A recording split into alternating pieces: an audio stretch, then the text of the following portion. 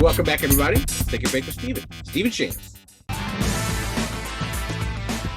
Good to see you, my friend. How's it going? Wonderful. Every day is a beautiful day in sunny California. Yeah, I just want to pay respects to a former Wizard colleague who passed away recently. Very, very sad. I posted on my Facebook page, and this is actually important, is he was probably the most underrated person in all of comics. Mm-hmm. There wasn't a trivia contest he wouldn't win. There wasn't a question he couldn't answer. Pat McCallum passed away. He was, without a doubt, the smartest person I've ever met in my whole life. He had a photographic memory. People would be like, oh, do you remember the first appearance of what? And he would know the issue number. He would know the page number. He would know everything about every issue, about everything. And he could, I bet you he could beat Mark Waid in a trivia contest. He could beat anybody. There wasn't anybody who knew more about comics than Pat. He was very, very funny, like a Robin Williams kind of very quick, fast wit funny. He told after my dad had passed away in 2019, he told us a very, very funny story about my dad that we had never been told before, which was very, very nice. And that was kind of the last time we had heard from him. My brother as well. My brother tried to reach out to him a few times. Very, very sad ending. I think the industry people did pay a lot of respects to him and had a lot of nice things to say about him. But I don't think people really truly saw everything he could have and would have done. He was so brilliant. And I think he had so many good stories to tell that sadly we'll never get to read. So I just wanted to talk about Pat for a little bit. Alex, I don't know that you came in contact with him, right? I never met him, but you could see on like social and stuff of just how many people in the industry he touched and like where, what he did with Wizard and just like that was such a huge thing. I mean, the industry was Wizard magazine for years and years. Yeah. And Pat was the sort of the voice, that funny, sarcastic voice for years. So anyway, I just wanted to mention that. All right. So let's move on to our show this week. What are we going to talk about, Alex? We're going to talk about some more Marvel. It seems like we're doing a lot of Marvel lately, and I think the MCU has a lot to do with it. But we're going to talk about Attuma. तुम अपनी दुनिया की जमीन पर तो मेरा सामना कर नहीं पाए, मेरी दुनिया पर तुम मेरा सामना क्या खाक कर पाओगे? We're going to talk a little Hondo and Naka because, the Star Wars hype train never ends. Hello, my very good friends. I am Hondo Onaka, and welcome to my completely legitimate shipping company, Onaka Transport Solutions. We're going to talk about Protectors, again, Marvel stuff, and something that you probably have never heard of unless you're into gaming cards, MetaZoo. Yeah, a lot of a little bit of an eclectic mix this week. Very Alex. Eclectic, very, very different. I love it. Got a lot of stuff going on. All right, what are we starting with, Alex, this week? Yeah, let's talk about Attuma, my favorite blue-skinned character. Yeah, so I think Attuma is going to be appearing in a film, right? Or I think so. I think he's supposed to be in. Oh, I can't think of it right now, but right, one of the next MCU movies. Yes, one of the next MCU. Yeah. Right. So these books are very, very old. Talk a little bit about the character and Attuma. Yeah, I mean, Attuma is a Namor villain. He's one of the big Namor villains. Been around forever. The 60s at minimum.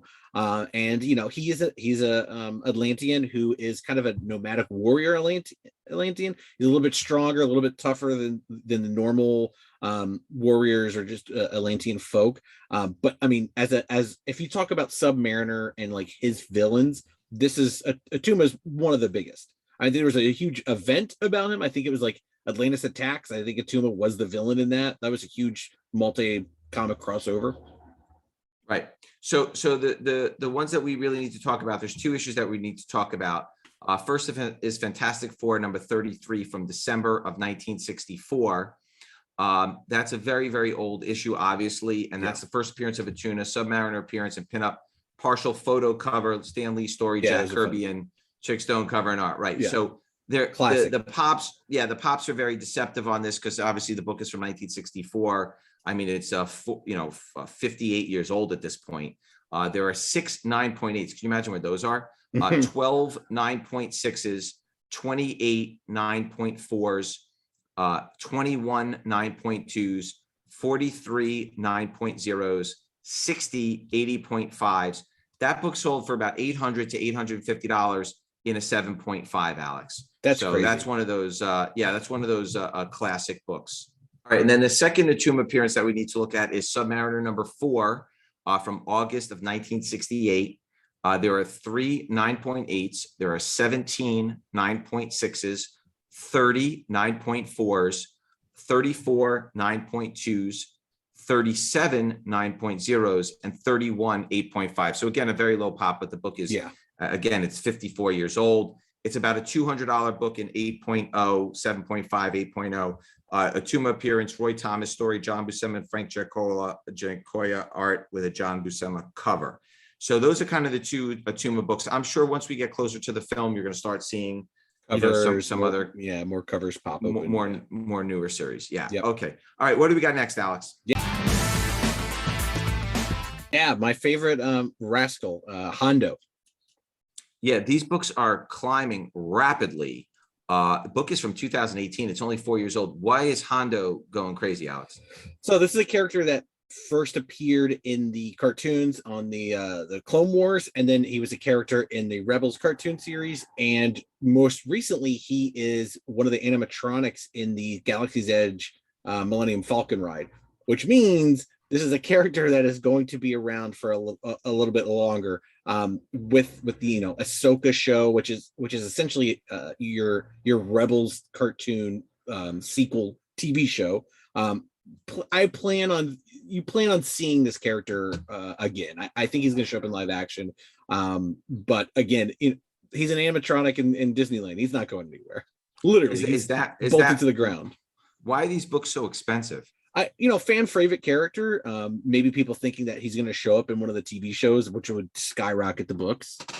Got it. Okay. So first appearance, Star Wars Adventures number 7, February of 2018. Sean Galloway did cover A. There are 53 9.8s. That's about a $200 to $225 book. Sholly Fish and Paul Cirilli stories, Sean Galloway and Philip Murphy art with a Sean Galloway cover. Cover B was by Jamal Peppers. There are 19 9.8s, and that's also about a $200 to $225 book. And then cover C is the Derek Laufman variant cover, 32 9.8s, and one just sold for $1,200, Alex. That's a pretty big one. Yep. And 1 in 10 is not like a crazy ratio. It's not like it's a 1 in 50 or 1 in 100. Hard to find. Extremely. Yeah. All right. Alex, pick of the week. What do you got for us, Alex? So I hit a couple shows last weekend and walking around the floor, always looking for weird stuff to buy because I don't have enough hobbies. And I talked to one of the dealers that I'm friends with, Brian, and he had a bunch of Panini sticker books. Now, Panini makes cards. They make really great sports cards, which are super high end and everybody loves them.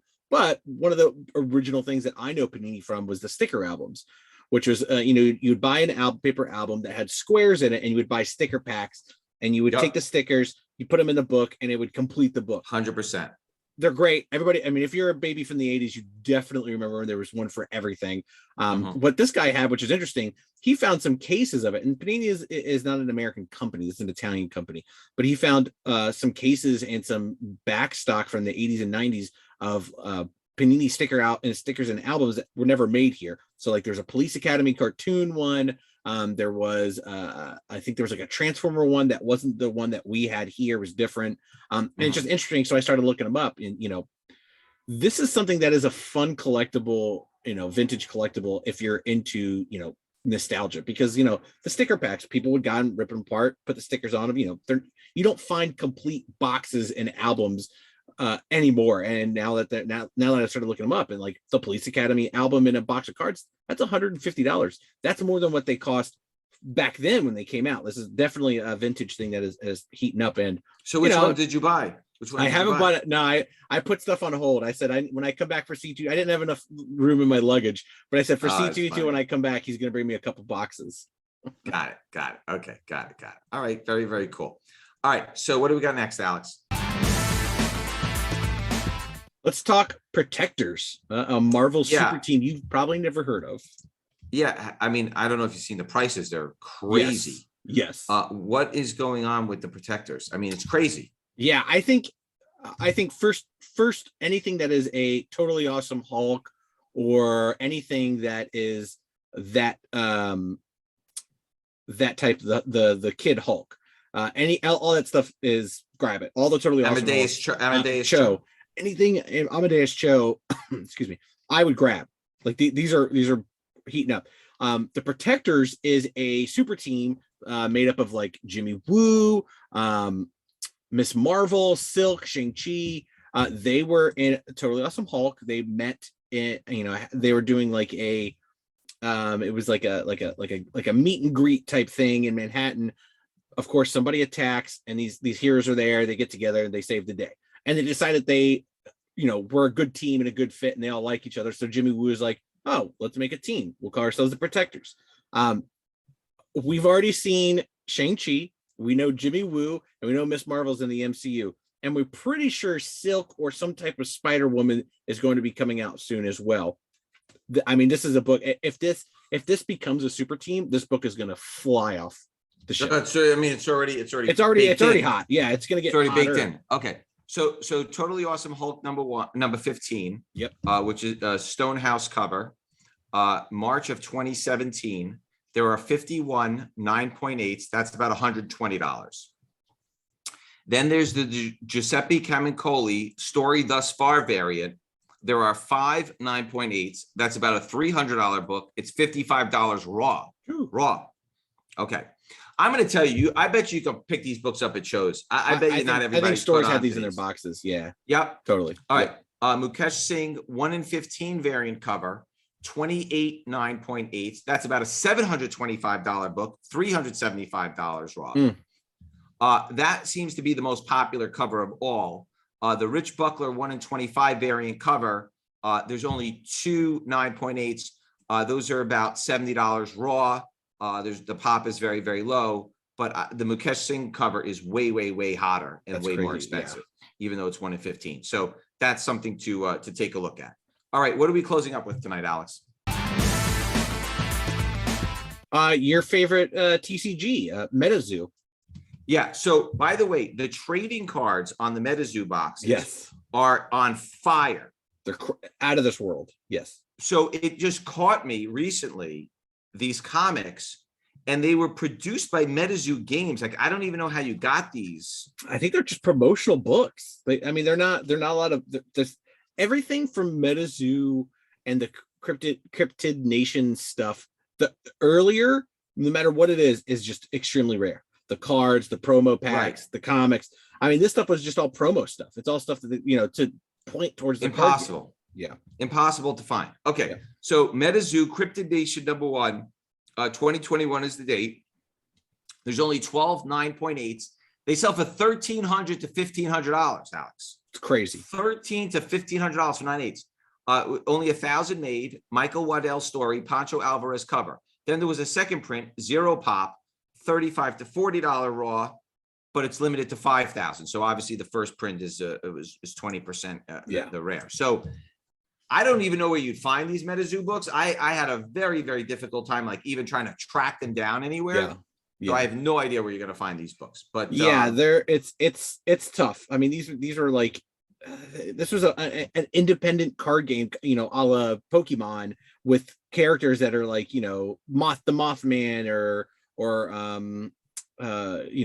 Bigfoot, fake creatures that we have. And it is very popular and very hard to find anything from the original series. Yeah. And by the way, what is MetaZoo? I mean, do you know anything about the game? It's really? Yeah, it's just like, it's kind of like Pokemon. I mean, you have these characters where you would have like, I have a Bigfoot card, you have a Mothman card, and their attacks, kind of work together with other cards to either beat you or lose. It's crazy. Got it. Okay, that wraps up another episode. Thank you guys for joining us this week. If you have any questions and comments, please leave it in the field below. We thank you for joining us, and we'll see everybody next week. Same bad time. Same bad channel.